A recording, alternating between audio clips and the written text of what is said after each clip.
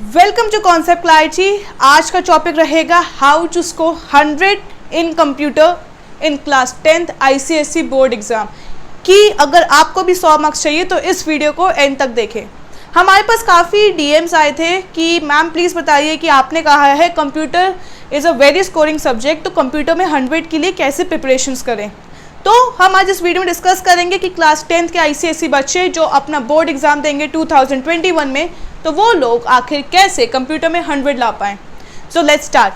देखिए, सबसे पहले मैं आपसे कहूँगी you should be true to yourself. You have to be true to yourself, because अगर आपको अपने आप में या आपने अपने आप को एक इल्यूजन में रखा हुआ है या मेरी प्रोग्रामिंग बहुत अच्छी है, मेरे को ज़रूरत नहीं कंप्यूटर पढ़ने की, then this is the biggest true lie you are telling to yourself. सबसे पहले अपने आप को एक्सप्लोर करें कि या मैं कंप्यूटर में किस पार्ट में वीक हूँ, मैं किस में स्ट्रांग हूँ, and tell a true to yourself. अपने आप को सच बोलो।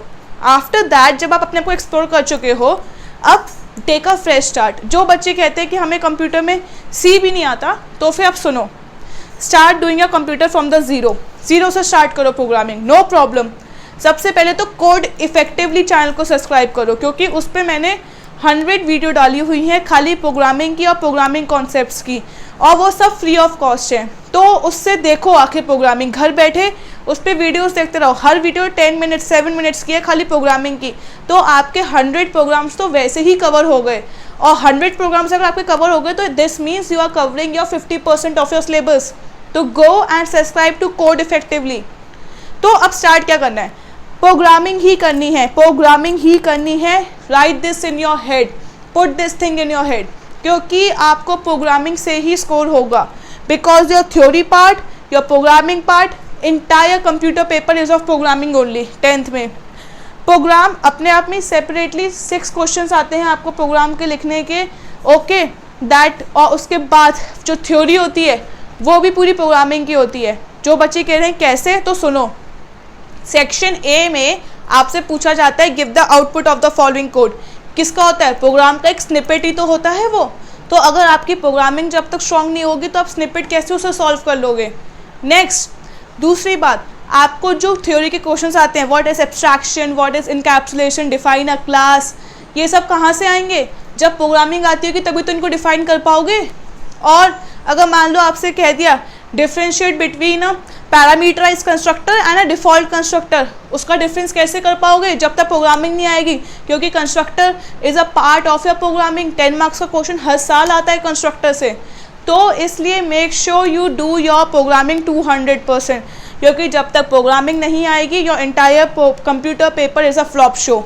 मैं आपको अभी भी बता रही हूँ, being an ICSE student I score 99 in computers, ठीक है। और 12th में भी मेरे 99 आए थे कंप्यूटर में, माना 100 नहीं आए बट स्टिल 1 मार्क लेस था, इट्स ओके।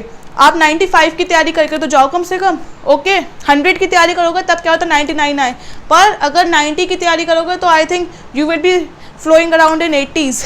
तो इसको सोचो। अब प्रोग्रामिंग कैसे करनी है कि ये नहीं कि अगर आपको वाइल लूप आ गया तो you are very happy with the while loop.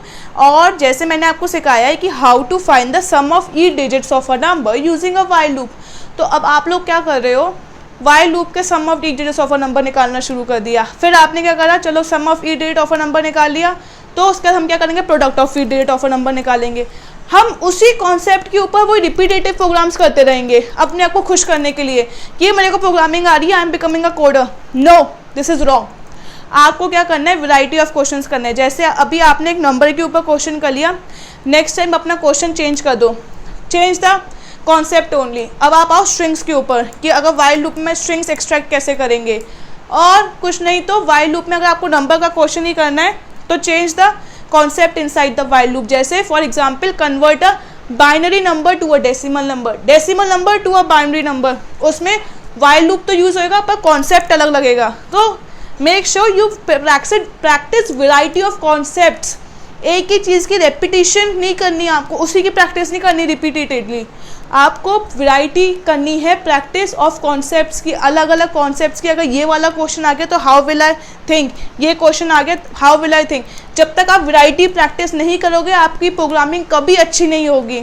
आपको हर सिनेरियो की प्रैक्टिस करनी पड़ेगी।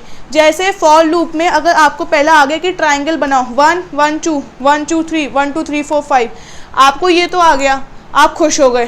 पर क्या हुआ, नेक्स्ट टाइम कोड ही चेंज हो गया। उन्होंने कहा पहले है 1, फिर है 1 2, फिर आएगा 4 5 6, 3 तो आया ही नहीं यार, अब क्या करें। या फिर क्या कर दिया, इन्वर्टेड ट्राइंगल और स्क्वायर दे दिया बनाने को। आपसे आप कर रहे थे तैयारी स्क्वायर बनाने की, पर आ गया ट्राइंगल बनाने को, कुछ नहीं तो पिरामिड आ गया बनाने को। आप खाली ट्राइंगल के पैटर्न्स बना रहे थे फॉर लूप में, पर आपको दे दिया पिरामिड बनाने को। तो इसलिए मैं कह रही हूँ practice variety, don't practice a repetitive question उसी कॉन्सेप्ट पे। Make sure you practice variety. देखिए क्लास 10th में मैंने अराउंड 400 प्रोग्राम्स प्रैक्टिस करे थे। आप लोग को लगेगा कि ma'am is just flaunting around, तो no, I practice around 400 different patterns of program. Patterns मतलब डिफरेंट कॉन्सेप्ट्स। मैंने 400 प्रोग्राम्स करे थे वैरायटी पे, तभी मेरी प्रोग्रामिंग जाकर स्ट्रांग हुई है। तो जब तक मैं वैरायटी नहीं करूँगी मेरी प्रोग्रामिंग कहीं से स्ट्रांग नहीं होगी। तो अगर प्रोग्रामिंग स्ट्रांग नहीं हुई तो थ्योरी भी गई, थ्योरी गई तो यह paper is a flop show.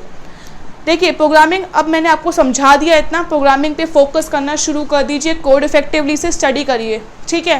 Programming हो गई, जब आपकी प्रोग्रामिंग स्ट्रांग होगी तो आउटपुट तो आप निकाल ही लेंगे, क्योंकि आउटपुट में है ही क्या। फिर आउटपुट तो सिंपली एक प्रोग्राम का कोड होता है, बस आपको वो कोड रन करना है and you get the output. Dry run ही तो करना है।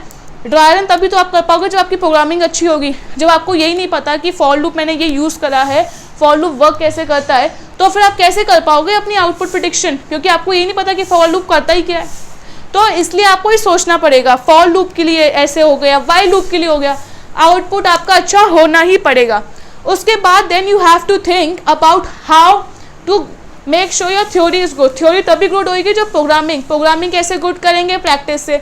तो थ्योरी आप रीड कर लीजिए, फिर उसके बाद प्रोग्रामिंग में देखिए यार अच्छा कंस्ट्रक्टर यहाँ पे ऐसे यूज़ होता है, अच्छा फॉर लूप ऐसे यूज़ होता है, उसमें पहले इनिशियलाइजेशन होता है, फिर अपडेशन होता है, फिर कंडीशन चेकिंग होती है। ओके, अब तो आपको फॉर लूप की थ्योरी भी आ गई। किसी ने पूछ लिया अगर आपसे व्हाट इज फॉर लूप, अब आप बता सकते हो कि for loop consist of 3 main things, that is initialisation, condition checking and updations, and it contains a set of statements that could be repeated. क्या हुआ, देखा आपको ये प्रोग्रामिंग अच्छी थी तो आपने थ्योरी भी अपने आप ही कर ली। So this is how you should practice on your programming, क्योंकि कंप्यूटर एक बहुत स्कोरिंग सब्जेक्ट है। आपके मार्क्स बहुत अच्छे आ सकते हैं अगर आप फर्स्ट डे से ही अच्छा पढ़ना शुरू कर दें। So hope you get my message कि please start doing on your programming and subscribe to the Code Effectively channel.